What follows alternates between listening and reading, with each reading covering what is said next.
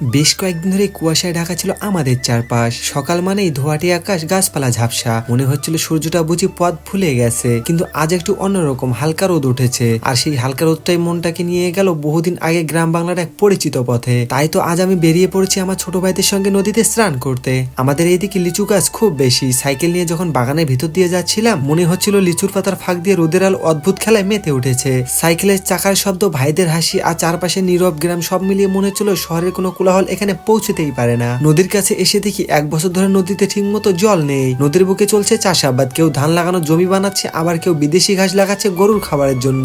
ধান এখানে খুব একটা বেশি ভালো হয় না, কিন্তু এই বেলে মাটিতে বিদেশি ঘাসগুলো সত্যি খুব সুন্দর হয়। যাই হোক, আমরা নেমে পড়লাম নদীর ধারে। 1 পা 2 পা করে নদীর জলে নামতে ঠান্ডা পানির ছোঁয়া পুরো শরীরটা শিউরে উঠলো। মনে মনে ভাবছিলাম এই ঠান্ডা জলে স্নান করব কিভাবে। ধীরে ধীরে এগোতে লাগলাম, আর নদীর জল বাড়তে লাগলো। বুক পর্যন্ত জল আসতেই আমার এক ছোট ভাই বলল, আমি আর পারবো না যেতে ওই পারে। ওকে নিজের সঙ্গে আঁকড়ে ধরে আস্তে আস্তে নিয়ে যেতে লাগলাম নদীর মাঝখান দিয়ে। ওর ভয় পাওয়া চোখের দিকে তাকিয়ে হঠাৎ মনে পড়ে গেল, একদিন আমিও ঠিক এমনই ছিলাম। ওই পারে উঠে দেখি এক লোক কিছু ফ্ল্যাগ পুঁতে জায়গা দখল করে রেখেছে। আমার এক ছোট ভাই দৌড়ে গিয়ে সেই ফ্ল্যাগ হাতে নিয়ে উড়াতে লাগলো। মনে হচ্ছিল সে পুরো দেশটাকেই স্বাধীন করে ফেলেছে। ওদের দৌড়ে দৌড়ে ঝাপাঝাপি, হাসি আর লাফালাফি দেখে মনটা অনেক ঠান্ডা হয়ে গেল। মনে মনে ভাবছিলাম এই শৈশবটা যদি আবার ফিরে পেতাম ওদের মতো করে, কতই না সুন্দর হতো তাহলে। হঠাৎ চোখে পড়লো নদীর এক পাশে কিছু আদিবাসী ছেলে খাল কেটে ইঁদুর ধরছে। কাছে গিয়ে দেখি ওরা কয়েকটা ইঁদুর মেরেছে। ওদের ভাষায় এগুলোকে নাকি গোডো বলে থাকে। আমি জিজ্ঞেস করলাম, আচ্ছা তোমরা এগুলো খাও কিভাবে? ওরা হেসে বলল, কেন, আগুনে পুড়িয়ে সেদ্ধ করে তারপর লবণ দিয়ে। এই সহজ জীবনে বেঁচে থাকার লড়াই, সবকিছু মিলিয়ে গ্রাম বাংলার প্রতিটা মুহূর্তে আমাদের কিছু না কিছু শিখিয়ে থাকে।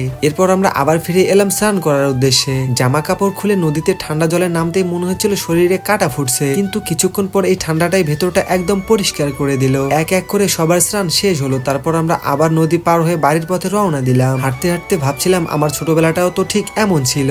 আজ শুধু সময়টা বদলে গেছে। বন্ধুরা, আপনাদের শৈশবটা কেমন কেটেছে? গ্রাম, নদী নাকি শহরের অলিগলিতে? কমেন্ট করে অবশ্যই জানাবেন। ততক্ষণ সবাই ভালো থাকবেন, সুস্থ থাকবেন। দেখা হবে আর একটা নতুন গল্প নিয়ে।